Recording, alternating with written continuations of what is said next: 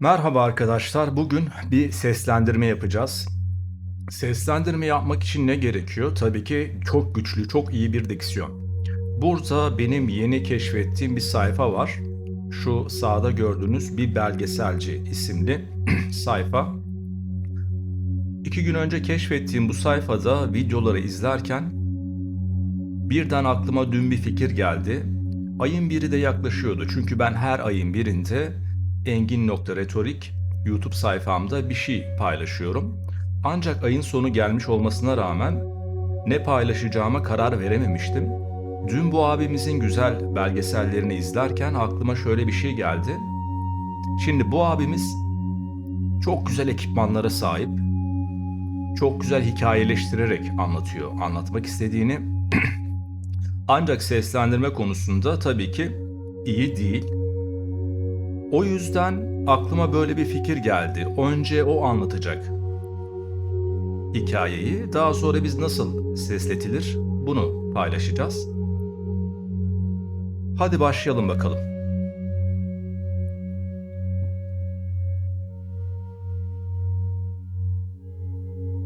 Kavga ettiler, korktular, sevindiler. Birbirleriyle inanılmaz dayanışmaya girdiler. Bir hayvandan beklenmedik inanılmaz şeyler yaptılar. Besledik onları. Ama sonuçta onlar vahşi bir kuş. Bizden ayrıldılar, doğaya geri döndüler. Burada doğal bir anlatım var. Yani ben bu videoyu ilk izlediğimde amatör bir YouTuber'ın çekimi olduğunu zannettim. Ancak ilerleyen bölümlerde siz de göreceksiniz, beyefendi bir belgeselcilik işinden emekli olmuş gibi. Çekimleri çok harika, kullandığı kameralar gayet güzel, kurgu, hikaye çok yerinde ve kurduğu cümleler beni çok şaşırttı. Yani retoriği çok güçlü. Onu da şuna bağlıyorum. Tabii belgesel işinde o kadar uzun süre çalışınca orada kullanılan sözler artık onda bir şey haline gelmiş. Kalıplaşmış o sözler. O da onları kullanmış. Doğallığını yansıtmış. Şimdi biz işin içine biraz profesyonellik katarsak ne olur? Acaba daha iyi mi olacak yoksa daha kötü mü? Ben de hep bunu merak ederdim. Yani sesi tamam, diksiyon kuralları, vurgu, tonlama gibi özelliklerle geliştirdik ve seslendirme yapıyoruz değil mi? Acaba hangisi daha etkileyici? Doğal mı? Yani bir eğitim almadan yapılan bir şey mi daha güzel yoksa eğitimli ses mi? Hadi bunu bir deneyelim bakalım. Başlıyoruz. Bir yıl sonra kontrola gittik. Acaba yaşıyorlar mıydı? Bunun için videoyu izlemeniz gerekiyor. Uzun araştırmalarımız sonucunda iki şahkartal yuvasıyla karşılaştık. Mesela bunu nasıl sesletebilir bir seslendirmen? Uzun araştırmalarımız sonucunda iki şah kartalla karşılaştık. Biraz gizem, değil mi? Bu birincisi. Yüksek bir çam ağacının tepesine yuva kurmuş. Yüksek bir çam ağacının tepesine yuva kurmuş. Yine gizemli gidiyoruz mesela. İçinde 3 yavru var.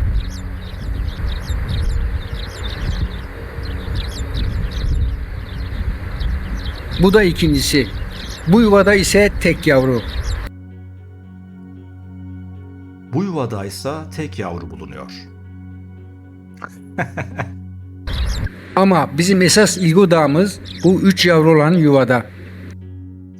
Peki şöyle sesleten seslendirmenler de var. Türkiye'de herkesin duyduğu ses. Biraz geriden alalım şu cümleyi, tekrar duymak istiyorum. Ya da devamında bunu gerçekleştirelim. Ertesi gün yine aynı yerdeyiz. Ertesi gün yine aynı yerdeyiz. Gelen giden yok. Gelen giden yok. Şimdi böyle sesletenler de var değil mi? Yavrular sabırsız. Yavrular sabırsız. Burada işin özü şu, anlatmak istediğim ve güldüğüm konu şu. Cümle sonları hep havada kalıyor. Yükselen tonlamayla bitiriliyor. Bu o kadar itici bir şey ki, bakın buna devam edeceğim. Size ne kadar itici gelecek göreceksiniz. Agresifler. Çünkü dünden beri hiçbir şey yemediler. Agresifler. Çünkü dünden beri hiçbir şey yemediler.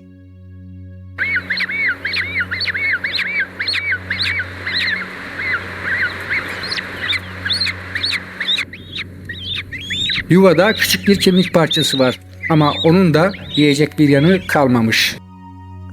Yuvada küçük bir kemik parçası var ama onun da yenecek bir yeri kalmamış. Yani çok gıcık bir sesletim değil mi? Bu böyle olmaz. Yani ben şahsen böyle bir seslendirilmiş belgeseli izlemekte acı çekiyorum izlerken. Biz nasıl olması gerektiğine bakalım. Tabii ki yanlışları göstereceğiz. Burada birçok diksiyon kuralını işleyeceğiz. Ve bu video bence çok yapıcı olacak. Yani bir şeyleri anlatarak değil, bizzat uygulayarak göstereceğiz. O yönden çok değerli bir video olacağını düşünüyorum. Yumurtadan ilk çıkan yavru son çıkan yavruyu sürekli gagalıyor. Bu şöyle sesletilebilir mesela.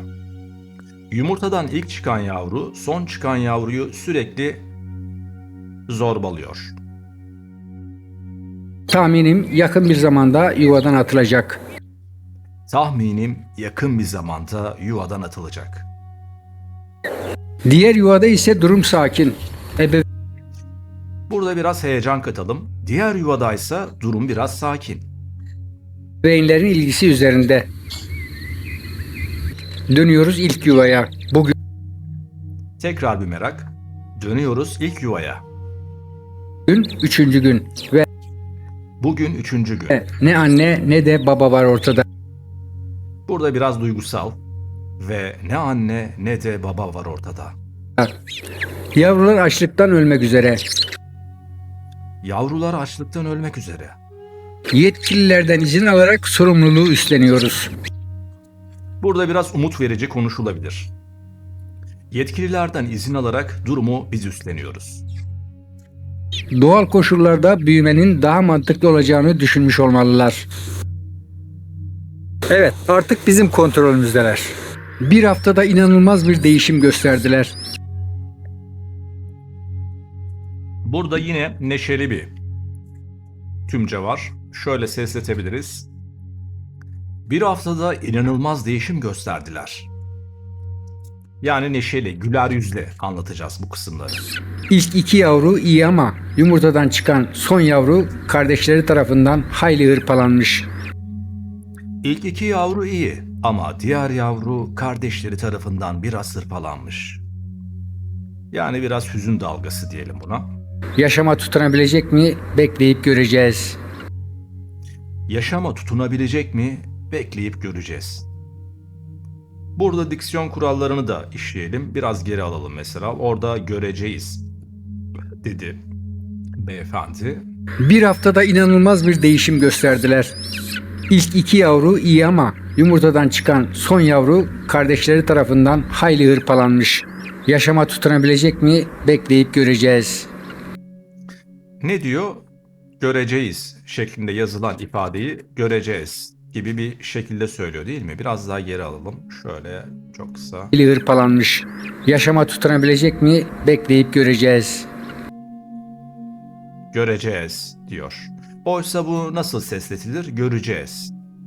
Yani göre diyor beyefendi, o görü şeklinde söylenir. Neden? Bir daralma söz konusu olur. Yani Türkçenin yazıldığı gibi okumada durumlara bir örnek. Göreceğiz değil de göreceğiz şeklinde. Devam edelim.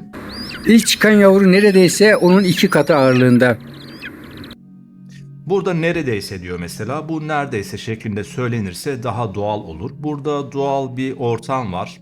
Anlatımda doğal olması gerekiyor. O yüzden şöyle kurabiliriz bu cümleyi. Cümleyi unuttum bu arada. Geri alacağım tekrar. Bekleyip göreceğiz. İlk çıkan yavru neredeyse onun iki katı ağırlığında. İlk çıkan yavru neredeyse onun 2 katı ağırlığında. Ona ayrı bir önem göstereceğiz.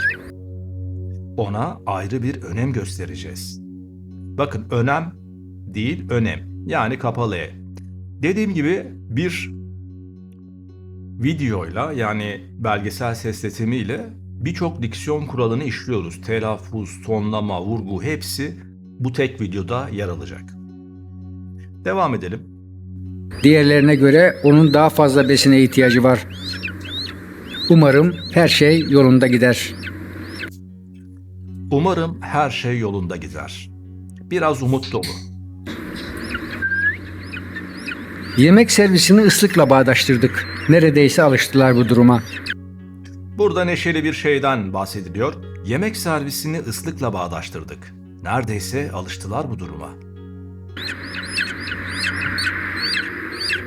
Islığımıza tepki vermeye bile başladılar. Islığımıza tepki ver... Islığımıza tepki vermeye bile başladılar. Biraz heyecanlı. Başladılar da biraz artiküle etmekte zorlandım. Şöyle daha iyi olabilir. Islığımıza tepki vermeye bile başladılar. Şeklinde. Tabii ikinci yuvada takibimiz altında. Yuvada durum oldukça sakin. Anne yuvada olan tek yavruyu beslemekle meşgul. İkinci yuvada durum gayet sakin. Anne ikinci yavruyu beslemekle meşgul. Ben de bu arada kendimi bir ayla besliyorum. Ama gün içinde trafik yoğunlaşıyor. Anne ve babanın yuvaya yoğun ilgisi var. Biraz gizem katalım ama gün içinde trafik biraz yoğunlaşıyor. Annenin yuvaya yoğun ilgisi var.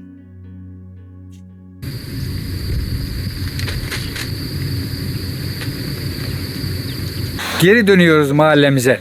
Bizimkiler de boş durmuyor. Yoğun bir çaba içindeler. Geri dönüyoruz mahallemize. Bizimkiler de boş durmuyor. Burada biraz keyifli bir ses tonu diyelim. Yuvayı dizayn etme uğraşındalar. Yuvayı dizayn etme uğraşındalar. Tahminim bu içgüdüsel bir davranış. Tahminim bu içgüdüsel bir davranış. Ama herkes birbirinden kopya çekiyor gibi. Ama herkes birbirinden kopya çekiyor gibi. Biraz neşeli, güler yüzlü okuma. O akışı değiştirmek lazım. Yani hep düz okumayacağız. Yer yer hüzünlü, yer yer neşeli, yer yer ciddi. Duruma göre, yani akışa göre. Bazı şeyleri birbirine bakarak öğreniyorlar.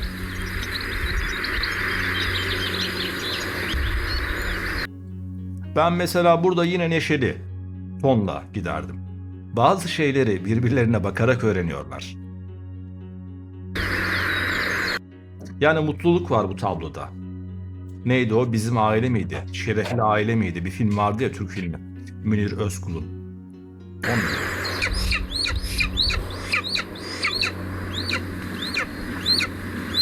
Büyük olan kanat egzersizi peşinde ama henüz çok erken. Büyük olan kanat egzersizi peşinde ama henüz çok erken. Tabii ikinci yuvada takibimiz altında. Diğer yuvada hareketlilik sürüyor. Bakın arada beyefendinin hani yüzü giriyor ya, bir şey anlatıyor. Orada mesela doğal ses olması gayet iyi bence. Yani bunu profesyonel düzeyde sesletilse bile bu belgesel, arada o diksiyon eğitimi alınmamış, profesyonel olmayan ses, yani doğal sesin girmesi bence çok daha organik yapıyor hikayeyi. Anne avlanmak için yuvadan ayrılıyor. Anne avlanmak için yuvadan ayrılıyor. Başka bir bölgede ise gelengi beslenmek için dışarı çıkmaya hazırlanıyor. Önce sağı Başka bir bölgede ise gelendi beslenmek için dışarı çıkmaya hazırlanıyor. Yani başka bir evrende başka bir hayat dönüyor. Başka bir canlının hayatı başlıyor. solu kontrol edecek. Ama arkasına bakmayı akıl edemiyor. Bu onun sonu olacak. Ama arkasına bakmayı akıl edemiyor. Bu onun sonu olacak. Burada ne tonlamaydı bu? Aşağı doğru azalan tonlama. Şimdi o tonlamanın ismini unuttum da. Yani aşağı doğru alçalan tonlama, evet. Çünkü hüzünlü bir hikaye. O artık Şah Kartal'ın yemeği. O artık Şah Kartal'ın yemeği. Ama yavrunun pek iştahı yok gibi. Yattığı yerden bir zahmet kalkıyor. Ama yavrunun iştahı yok gibi. Yattığı yerden bir zahmet kalkıyor. Fakat ilerleyen süreçte gelengeyi iştahla yediğini gözlüyoruz. Yemek faslı bitti ama anne eşinin getireceği avı almak için yuvadan ayrılacak. Yemek faslı bitti ama anne eşinin getireceği avı almak için yuvadan ayrılıyor. Mahallemizde her şey doğal akışında demek isterdim ama yanıldığımızı anladık. Dışarıda bir şeyler oluyor. Sanki bunu sezinlemiş gibiler. Dışarıda bir şeyler oluyor. Sanki bunu sezinlemiş gibiler. Biraz gizem. Gökyüzüne kara bulutlar çöktü. Gökyüzünde kara bulutlar çöktü. Fırtınanın geleceği kesin gibi. Fırtınanın geleceği kesin gibi. Ve sonunda ilk damlalar düşüyor. Ve sonunda ilk damlalar düşüyor. Onları yağmurla baş başa bırakıyoruz. Onları yağmurla baş başa bırakıyoruz. Herkes kendini koruma derdinde. Büyük olan bu fırsatı kaçırmıyor. Büyük olan bu fırsatı kaçırmıyor. Biraz heyecan.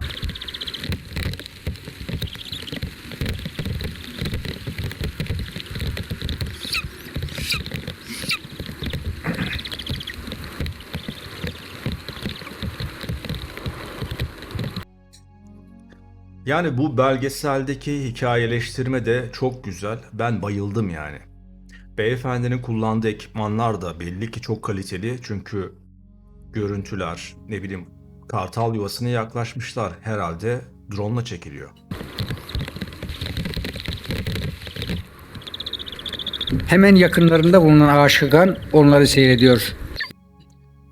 Hemen yakınlarında bulunan ağaç kakan onları seyrediyor. Yağmur nihayet etkisini kaybediyor. Yağmur nihayet etkisini kaybediyor. Şimdi kendilerini kurumaya bırakacaklar. Şimdi kendilerini kurumaya bırakacaklar.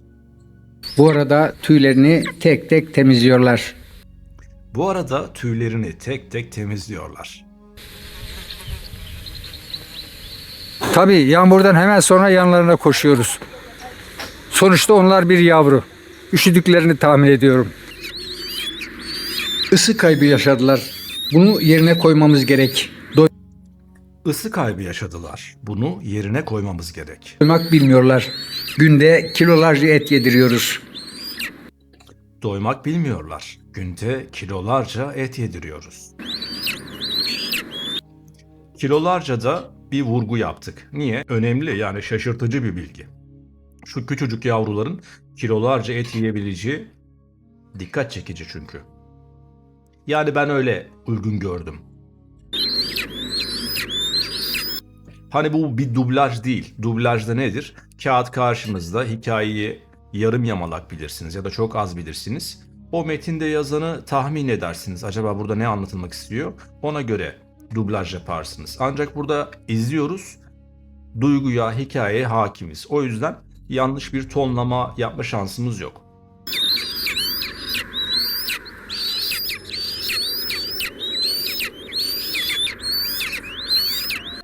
Vay be, 40 gün geçmiş, hala yavrular yardıma muhtaç. Yani bir anne olmadan tek başlarına hayatta kalma şansları yok. Acaba ne kadar süre anne tarafından beslenerek gidecek bu iş? Devam edelim. Ben aslında bu videoyu izledim. Şimdi ikinci kere izliyorum. Hem izliyorum hem de üzerinde işlem yapıyoruz diyelim. Ancak tam olarak bir yıldı galiba. Bir yılın sonunda artık tek başlarına, kimseye ihtiyaç duymadan doğada kalabiliyorlar diye hatırımda kaldı. Bakacağız.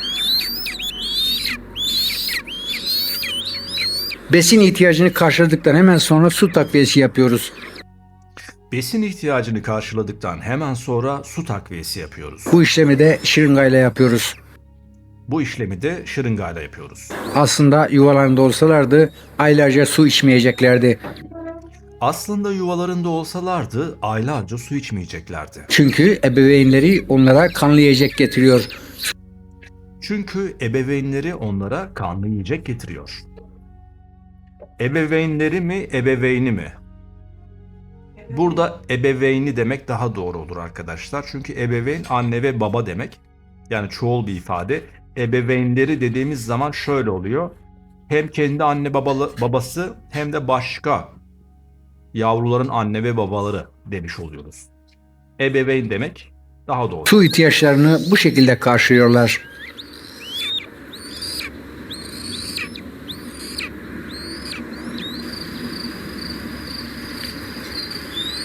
Yuvada her şey sakin. Yuvada her şey sakin. Yavrular gayet mutlu. Yavrular gayet mutlu.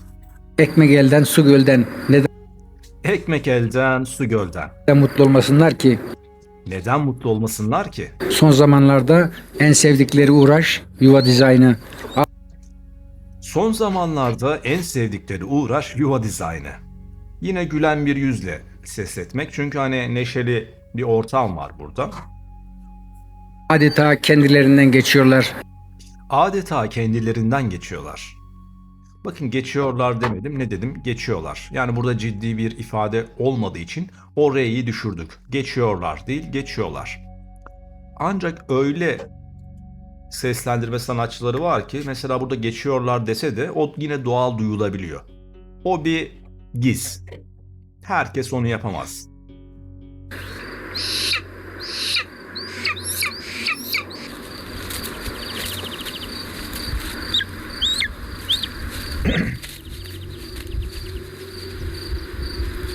Bozulan yuvayı tamir etmek de bizim görevimiz. Bozulan yuvayı tamir etmek de yine bizim görevimiz. Tabii şimdilik.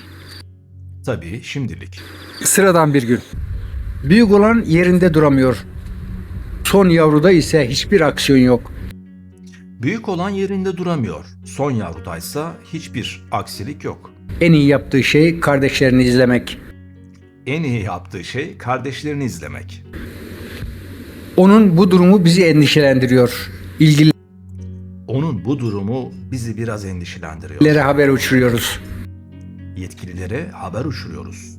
Geç olmadan tedavi süreci başlamalı. Kanatlar düşük, kontrol edemiyor. Nitekim geçmişte büyük kardeşi tarafından aşırı bir şekilde hırpalandığına şahit olmuştuk. Kanatlar düşük, onları kontrol edemiyor. Nitekim geçmişte kardeşi tarafından hırpalandığına şahit olduk. Burada hüzünlü bir okuma. Aslında doğal süreçte onun ölmüş olması gerekirdi. Aslında doğal süreçte onun ölmüş olması gerekirdi. Burada ciddi bir tonlama. Yani ölümden bahsediliyor. Ve doğanın o, ne derler, vahşi dengesi. Ama biz yaşatmaya çalışacağız. Ama biz yaşatmaya çalışacağız. Burada bir güven verici tonlama daha uygun.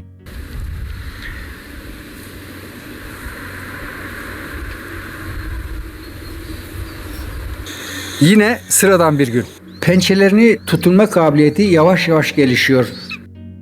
Bir umut var. Nasıl söyleyebiliriz? Pençeleriyle tutunma kabiliyeti gitgide gelişiyor. Biraz heyecanlı, böyle umut. Küçük bir esintide hemen kanat egzersizine başlıyorlar. Küçük bir esintide hemen kanat egzersizine başlıyorlar. Yumurtadan en son çıkan yavrunun durumu ise hiç iç açıcı değil.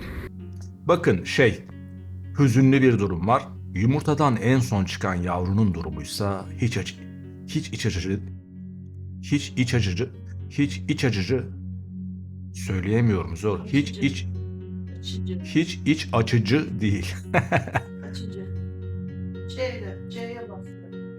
Yani bir tekerleme gibi. Bakın, buradan tekerleme de çıkarılabilir. Hiç iç açıcı. Oo, zor. Hiç iç açıcı değil. İlgililerin gelmesini bekliyoruz. İlgililerin gelmesini bekliyoruz. Bakın, bu L harfinin olduğu kelimeler de zordur telaffuzu. İlgililerin. Bunu sürekli söyleyin bakalım. Kaç defa doğru söyleyeceksiniz? Beslenmesinde bir problem yok ama hiçbir şekilde kanatlarını kullanamıyor. Beslenmesinde bir problem yok, ancak hiçbir şekilde kanatlarını kullanamıyor. Diğerleri sürekli kanat egzersizi yaparken o yatmayı tercih ediyor. Diğerleri sürekli kanat egzersizi yaparken o yatmayı tercih ediyor. Yuvadaki hareketlilik bütün hızıyla sürerken herkes aniden duruyor. Başlar Yuvadaki hareketlilik tam hızıyla sürerken başlar aniden duruyor. Bir gizem var. Ne oluyor acaba? gökyüzüne odaklanıyor. Başlar gökyüzüne odaklanıyor. Bir merak. Ne olabilirdi ki? Ne olabilirdi ki? Yine gizem. Kısa bir sessizlik Kısa bir sessizlik. ve tekrar başlıyorlar. Ve tekrar başlıyorlar. Yukarılarda bir şeyler uçuyor. Yukarılarda bir şeyler uçuyor. Olayı anlamaya çalışıyoruz. Olayı anlamaya çalışıyoruz. Evet, bu başka bir yırtıcı kuş. Yavrular bu kuşu tehlike olarak hissetti ve tepkilerini bağırarak göstermeye çalıştılar. Yavrular durumu tehlike olarak hissetti ve bunu bağırarak göstermeye başladı. Yine gizem ve korku devam ediyor. Neyse ki kuş uzaklaşıyor. Neyse ki kuş uzaklaşıyor. Bir ferahlık, bir rahatlama. Yuvadaki yaşam tekrar normale dönüyor. Yuvadaki yaşam tekrar normale dönüyor. Bugün onlara değişik bir şey yapacağız. Yuva dışına Bakın yapacağız dedi beyefendi. Bu yumuşak G konusu telaffuzu en zor konulardan biri. Kelime neydi? Bugün onlara değişik bir şeyler yapacağız. Bu nasıl söyleniyor? Yapacağız değil de yapacağız. C'den önceki A, I'ya daralıyor ve yumuşak G şöyle sesletiliyor. Yumuşak G'nin yer aldığı kelime. Neydi? Tümce'ydi unuttum. neyse ki kuş uzaklaşıyor. Yuvadaki yaşam tekrar normale dönüyor. Bugün onlara değişik bir şey yapacağız. Bugün onlara değişik bir şey yapacağız. Yapacağız değil, yapacağız. Yuva dışına çıkmayı teşvik edeceğiz. Bunun için bir düzenek kurduk. Bunun için bir düzenek kurduk. Biraz hızlı okuma, biraz heyecanlı, bir hareket var burada. Yuvanın 1 metre uzağına bir çit çekip üzerine et parçaları koyduk. Yuvanın 1 metre uzağına bir çit çekip üzerine et parçaları koyduk. Acaba atlayıp o eti alacaklar mı? Acaba atlayıp bu eti alacaklar mı? Ama yuva dışına çıkmak için hiçbir girişimde bulunmuyorlar. Ama yuva dışına çıkmak için hiçbir girişimde bulunmuyorlar. Zorunlu olarak kendimiz beslemeye devam ediyoruz. Zorunlu olarak kendimiz beslemeye devam ediyoruz. Birkaç gün daha bekleyip takibi sürdürüyoruz. Birkaç gün daha bekleyip takibi sürdürüyoruz. Devam ediyor hikaye. Birkaç gündür atlamalarını bekliyoruz ama değişen hiçbir şey yok. Bu büyük yavru yuva kenarında dolaşıyor. Kanat çırpıyor. Bu büyük yavru yuva kenarında dolaşıyor, kanat çırpıyor. Bu atlamak için bir hazırlık olabilir mi? Bu atlamak için bir hazırlık olabilir mi? Biraz kafası karışık. Biraz kafası karışık. Mesafeyi ölçmeye çalışıyor. Mesafeyi ölçmeye çalışıyor. Yere bakıyor. Kendi kendine şöyle diyor olmalı. Yere bakıyor. Kendi kendine şöyle diyor olmalı. Ya düşersem? Ya düşersem? Burada beyefendinin tonlaması çok güzel. Yani ben üstüne pek bir şey eklemedim. Diğerleri kendi halinde. Diğerleri kendi halinde. Yuva dışına çıkmaya hiçbir şekilde hazır değiller. Yuva dışına çıkmaya hiçbir şekilde hazır değiller. Ama yanılıyoruz. Ama yanılıyoruz. 2 numarada katılıyor ona. 2 numarada katılıyor ona. Bir umut. 2 numarada katılıyor ona. Yükselen tonlama. 2 numarada katılıyor ona. Havada bıraktık. Son yavru ise bildiğimiz gibi götürülmesi için bekleyişimizi sürdürüyoruz.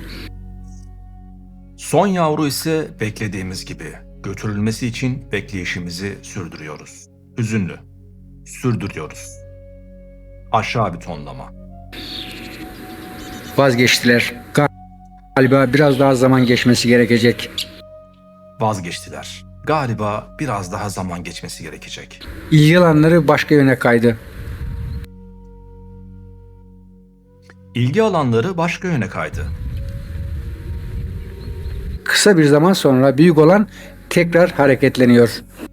Kısa bir zaman sonra büyük olan tekrar hareketleniyor.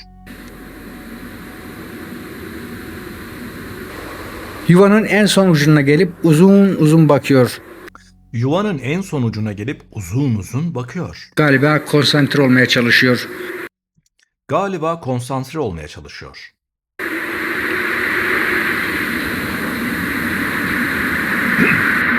Kanatlar tekrar açılıyor. Tahminimce bu sefer atlayacak. Bir umut nasıl sesletiriz? Kanatlar tekrar açılıyor. Galiba bir umut tekrar deneyecek. Hadi bakalım. Fakat bizi yanıltıyor. Fakat bizi yanıltıyor. Dakikalarca kanat çırpmasına rağmen atlamaktan vazgeçiyor. Dakikalarca kanat çırpmasına rağmen atlamaktan vazgeçiyor. Bekleyişimiz sürüyor. Bunların yuvadan ayrılmaya niyeti yok. Galiba bunları tembelliğe alıştırdık. Ama ertesi gün büyük olan ani bir hareketle yuvadan ayrılıyor. Yine bir umut ama ertesi gün büyük olan büyük bir hareketle yuvadan ayrılıyor. Bir gizem ne olacak acaba? Bu onun yuvadan ilk ayrılışı. Bu onun yuvadan ilk ayrılışı. Fakat bizim düşündüğümüz yere değil, başka bir yere atlıyor. Fakat bizim düşündüğümüz yere değil başka bir yere atlıyor. Biraz hüzün, başarısızlık. İnişi oldukça sert oldu. Üstelik acemice. Sıra ortanca yavruda. Sıra ortanca yavruda. Yine bir heyecan, yine bir umut. O da korkuyor. O da korkuyor. Atlamak için en uygun noktayı buluyor. Atlamak için en uygun noktayı buluyor. Ve o da yuvadan ayrılıyor. Fakat ağaca tutunmada sorun yaşıyor. Fakat ağaca tutunmada sorun yaşıyor. Geri dönemedi. Ona biz yardımcı olacağız. Geri dönemedi. Ona biz yardımcı olacağız. Diğer günlerde bu sorunu kendi kendine çözecek. Diğer günlerde bu sorunu kendi kendine çözecek.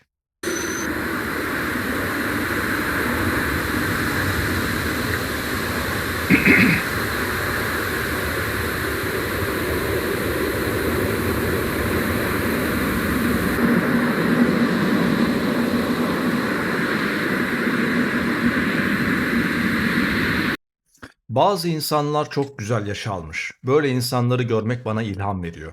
Beyefendi büyük ihtimalle bu belgeselcilik işinde bir kameraman, ne bileyim bir set işçisi ya da bir yönetmen olarak çalışıyordu. Emekli olmuş ve baktığı YouTube işleri var vesaire. Yine bu çalıştığı işleri devam ettiriyor. Yani çok güzel. İşte sevdiğin işi yapmak böyle bir şey.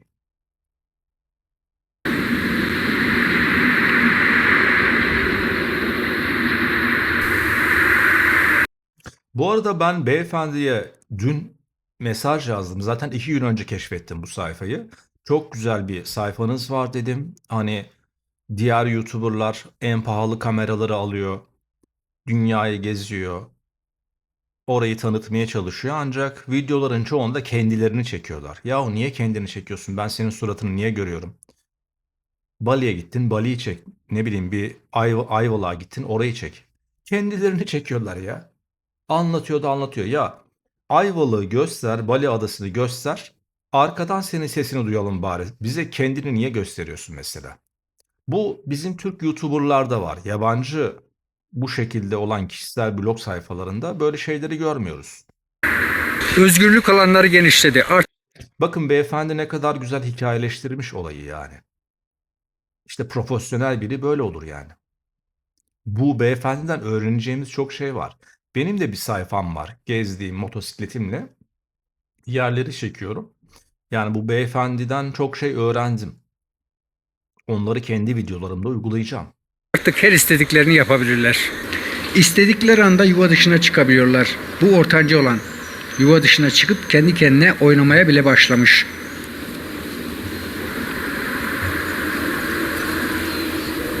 Son yavruyu ise kendimiz yuva dışına çıkarıyoruz.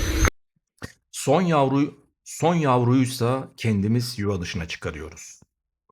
Burada yine var. Nasıl söyleyeyim, hüzünlü bir hikaye. Son yavru uçamıyor ya, sorunu var ya. Bu arada son yavruyu ise dedi mesela beyefendi, değil mi? O iseyi ile ve ise bağlaçlarını birleştirebiliriz. Yani yavruyu ise yerine yavruysa şeklinde sesletmek daha doğal olur. Ama nereye bıraktıysak orada kaldı. Ama nereye bıraktıysak orada kaldı. Yine hüzünlü.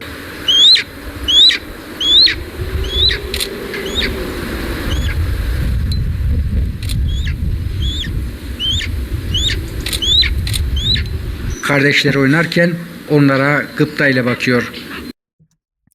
Kardeşleri oynarken onlara gıptayla bakıyor. Kardeşleri de ona karşı ilgisiz değil. Kardeşleri de ona karşı ilgisiz değil. Haline üzülüyor olmalılar. Haline üzülüyor olmalılar.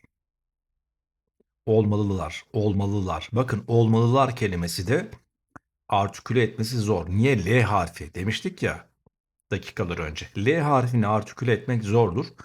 Burada ben şu tekerlemeyi yaparım kendime. Bolulu, balalı, beleli, bilili. Bolulu, balalı, beleli, bilili. Bu tekerlemeyi yaparım. Bunu yaparken ağız ve yüz kaslarımı olabildiğince gerdiririm. L sesini olabildiğince hacimli sesletmek amaç.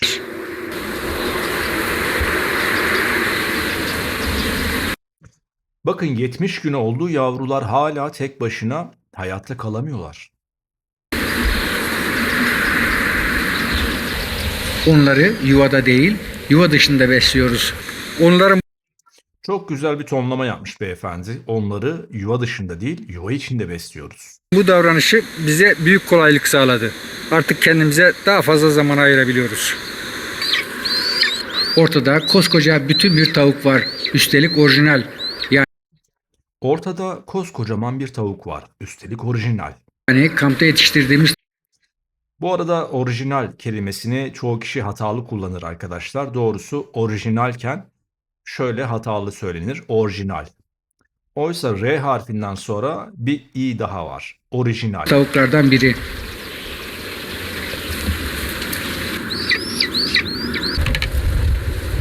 Ama rüzgar çıkınca tavuğu unutup kanat egzersizine başlıyorlar. Ama rüzgar çıkınca tavuğu unutup kanat egzersizine başlıyorlar. Biraz neşeli. Ama o sırada yiyeceğini almaya çalışan tavuğa da gereken ders veriliyor. Ama o sırada yiyeceğini almaya çalışan tavuğa da gereken ders veriliyor. Al bakalım sen.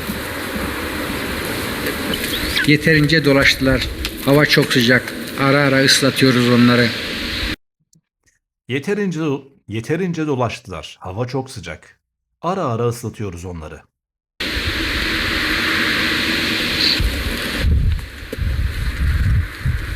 Bir tek alabilir miyim? Fakat üçüncü yavrunun durumu bizi fazlasıyla üzüyor. Bekleyişimiz sürüyor. Nihayet beklenen 75. gün. gün geldi. Kanatlarında problem olan üçüncü yavru tedavi için gözetim altına alınacak. İki kardeş artık bundan sonra birlikte yaşayacaklar. Bakın, beyefendinin tonlaması çok yerinde. Hüzünlü bir tonlama. Umarım üçüncü yavru için güzel haberler alırız. Umarım 3. yavru için güzel haberler alırız. Hem hüzün hem bir umut.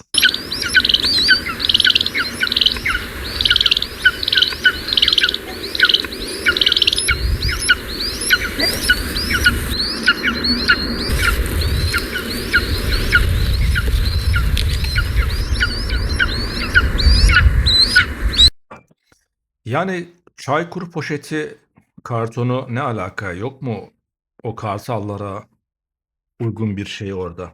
Bu da bir soru işareti.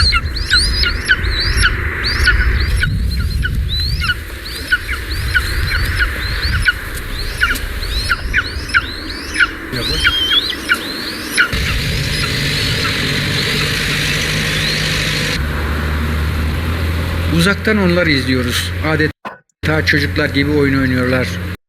Uzaktan onları izliyoruz. Adeta çocuklar gibi oynuyorlar. Aslında bu sayede gaga ve pençe kabiliyetini de geliştirmiş oluyorlar.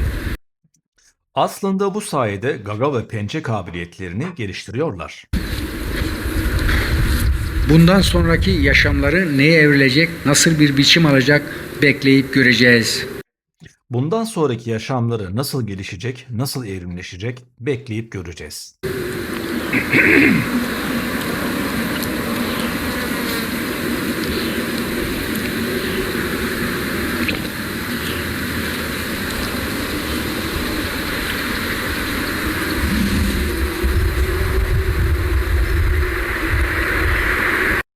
Video bitiyor galiba. Sabah Yo, devam ediyor. vakti büyük olan yavru alıp başını gitti. Sabah vakti büyük olan yavru alıp başını gitti. Bir merak, ne oluyor acaba? Tabii biz şok olduk. Tabii biz şoke olduk. Bakın, şok olduk değil, şoke olduk. Doğrusu. Fakat şok olan başka biri daha var. Fakat şoke olan başka biri daha var.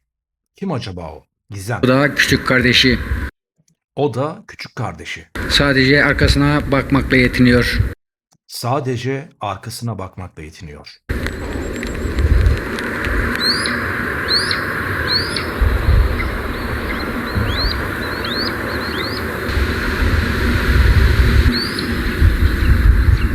İşte bundan sonra terk edildiğini anlayan küçük kardeşin bütün davranışları değişiyor. Büyük gittikten sonra verdiğimiz yiyeceklere adeta saldırmaya başladı. Büyük gittikten sonra adeta verdiğimiz yiyeceklere saldırmaya başladı. Ama gözlerini gökyüzünden hiç ayırmadı. Ama gözlerini gökyüzünden hiç ayırmadı. İlişkilerimiz gerginleşti. İlişkilerimiz gerginleşti. Bana eskisi gibi sempatiyle bakmaz oldu. Bana eskisi gibi sempatiyle bakmaz oldu.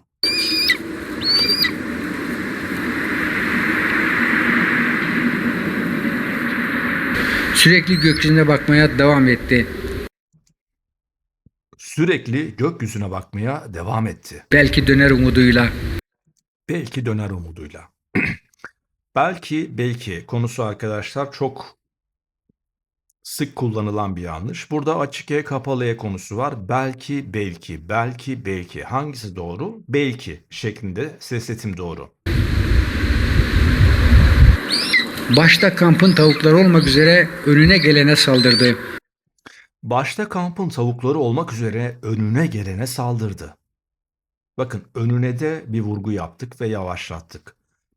Önüne. Adeta yerinde duramıyordu. Adeta yerinde duramıyordu. Ne olduğunu anlamaya çalışıyoruz. Yine sesletim gizem dolu olmalı. Saldıracak yer arıyordu sanki. Yine bunu popüler isimler nasıl sesletiyor ona dönelim. Saldıracak yer arıyordu adeta. Neden böyle yapıyordu anlamış değiliz. Neden böyle yapıyordu anlamış değiliz. Hep yükselen tonlamayla bitiriyor. Popüler seslendirme sanatçıları, Türkiye'nin kralları, Türkiye'nin en iyi sesleri dedikleri kişiler. Acaba gerçekten öyle mi? Yoksa balon mu? Onu sakinleştirme konusunda yetersiz kaldık.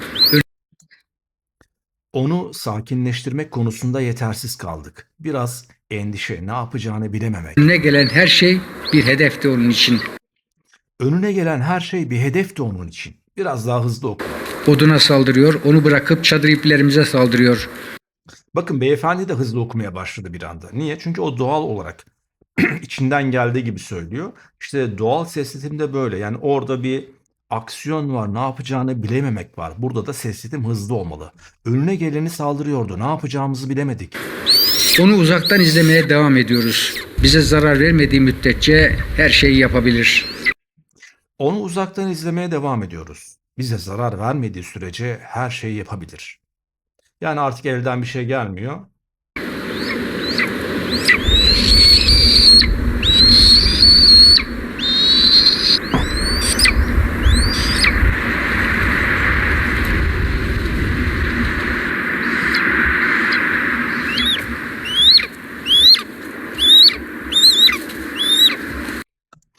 Şimdi videoyu izleyen profesyonel seslendirme sanatçıları diyecek ki seslendirme esnasında bir şey mi yenir? 45 dakika öncesinden kesilmesi lazım. Sindirim sistemi rahatlaması lazım. Evet, doğru. Ancak bu profesyonel bir seslendirme değil. Yani vuracaksanız daha doğru yerden vurun.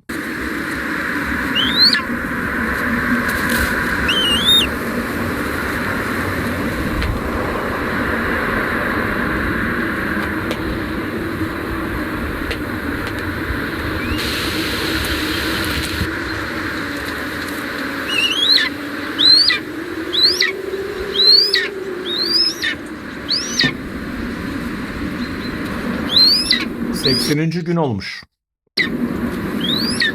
Şimdiki hedefi mikrofon Yani ilk yavru 80. gün gelmeden uçtu gitti mesela.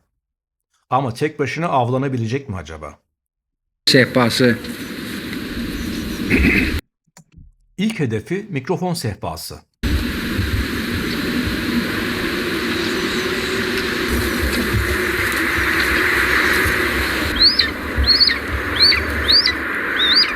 Günün sonuna doğru yaklaşırken iyice vahşileşti. Günün sonuna doğru yaklaşırken iyice vahşileşti. Adeta bir canavara dönüştü. Adeta bir canavara dönüştü. Canavarda vurgu.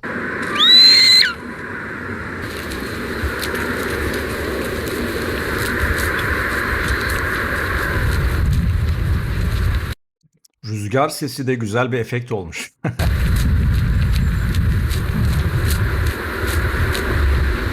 Önüne tüm imkanları sunduk. Bol bol yiyecek ikram ettik. Önüne tüm imkanları sunduk. Bol bol yiyecek ikram ettik. Ama her seferinde bizi reddetti. Ama her seferinde bizi reddetti. Hüzünlü. Aşağı doğru bir tonlama. Neydi bu tonlamanın ismi ya? Yükselen tonlama, alçalan tonlama. Evet, bu tonlamanın ismi alçalan tonlama. Ertesi gün o da ayrıldı bizden. Ertesi gün o da ayrıldı bizden. Ama fazla uzaklaşmadı. Bir ağaç tepesinde tahminim bizi seyrediyor.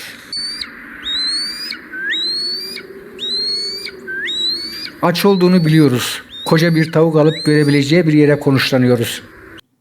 Aç olduğunu biliyoruz. Bir tavuk alıp görebileceği bir yere konuşlanıyoruz.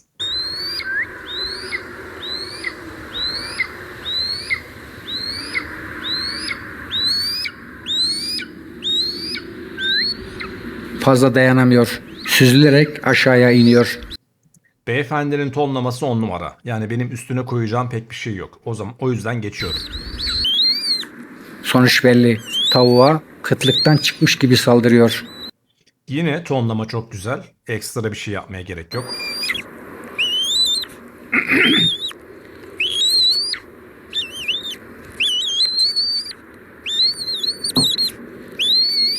Kardeşin ayrılmasından 2 gün geçti ama 3. gün bir ağaç tepesinde onu gördük.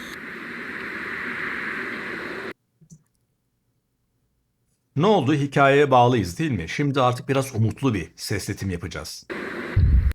Bence beyefendi de artık umutlu bir ses tonuyla söylüyor. Biraz daha yaklaşınca ıslıkla onu gelmeye davet ediyoruz. Yok, öyle yapmaz ama şöyle yapılsa daha güzel olur. Biraz daha yaklaşınca onu gelmeye davet ediyoruz. Daha küçük kardeşin haberi yok. İlk Henüz küçük kardeşin haberi yok. biz fark ettik. Biraz sonra İlk biz fark ettik. kardeşi de fark ediyor.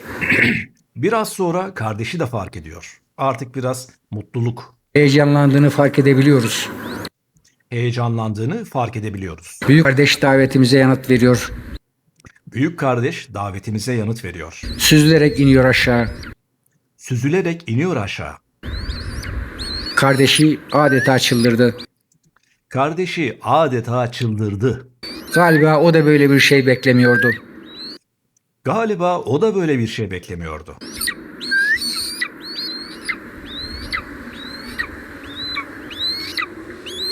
Buluşma anı. Ve buluşma anı.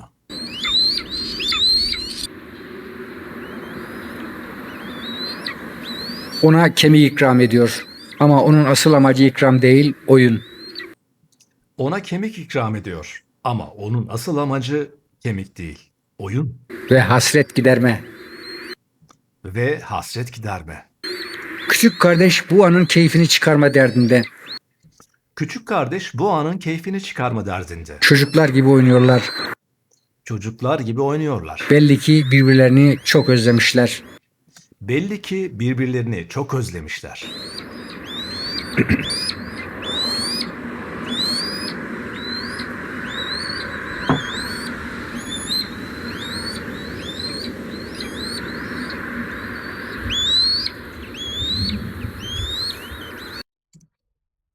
Bu arada alkol ve sigara ses tellerine aşırı zarar veren şeyler ve aynı zamanda gırtlak kanseri ve birçok hastalığı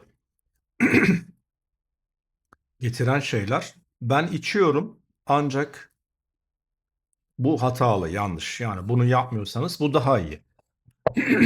Şöyle sesleri seven insanlar da var bu arada.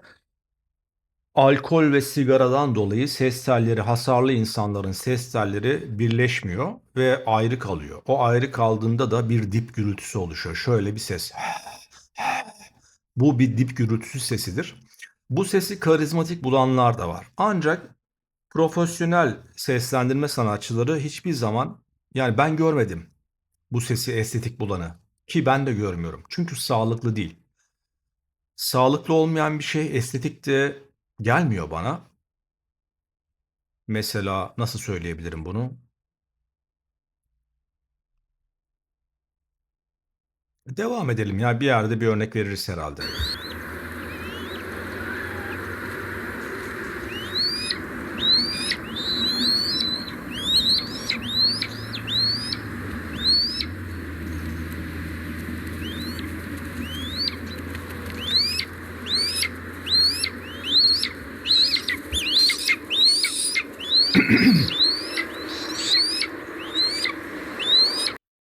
...82. gün oldu, hala tek başlarına doğada kalamıyorlar. Hala beyefendinin yardımına muhtaçlar.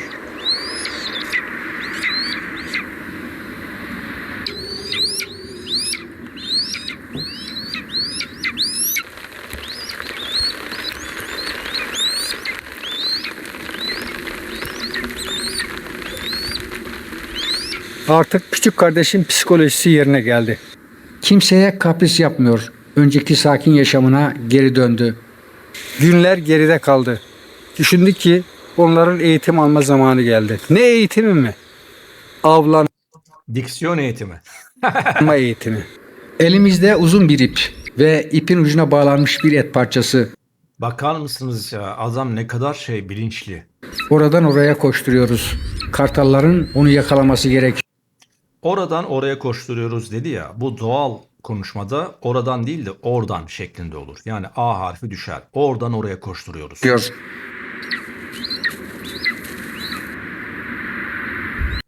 Yani o oradan oraya dedi ya, o mekanik bir duyum sağladı bize. Ama oradan oraya deseydi daha doğal bir okuma olacaktı. Tabii beyefendi, dediğim gibi geçmişini bilmiyorum ama belgeselci olarak çalışmış ve belgesel seslendirmelerindeki o cümleler onun hafızasında yer almış, oturmuş artık. Yorulan kendini yakın bir noktada bulunan tüneye atıyor. Bu koşturmaca dakikalarca sürdü. Ama ipin ucuna bağlanmış eti bir türlü yakalayamadılar. Ama ipin ucuna bağlanmış eti bir türlü yakalayamadılar. Biraz oyunsu. Yoruldular. Büyük vazgeçti bile. Yoruldular. Büyük vazgeçti bile. Küçük kararsız. Küçük kararsız. Ama sonunda o da vazgeçiyor. Ama sonunda o da vazgeçiyor. Yaşadığımız yer ormanlık bir alan. Yaz yağmurlar hiç eksik olmuyor. Bugün de bunlardan biri. Kara bulutlar toplanmaya başladı. Belli ki şiddetli bir yağmur bizi bekliyor. Kara bulutlar toplanmaya başladı. Belli ki şiddetli bir yağmur bizi bekliyor. Gizem. Yüksek yerleri güvenli buluyor olmalılar. Takibimiz altındaki diğer yuvada da bir telaş var. Gök Takibimiz altındaki diğer yuvada da bir telaş var. Söylemesi onu da telaşlandırmış belli ki. Gök gürültüsü onu da telaşlandırmış belli ki. Belli ki değil belli ki. Yavru sık sık yukarıya bakıyor. Yavru sık sık yukarıya bakıyor. Acaba ne gelecek? Acaba ne gelecek? Yağmur başladı. Yavruların tepkisini merak ediyoruz. Beyefendinin tonlaması çok güzel. Yağmur başladı. Yavruların tepkisini merak ediyoruz. Büyük yavru sakin ama küçük hareket halinde. Büyük yavru sakin ama küçük hareket halinde. Bu ağaç kakan da yuvasına gidecek. Bu ağaç kakan da yuvasına gidecek.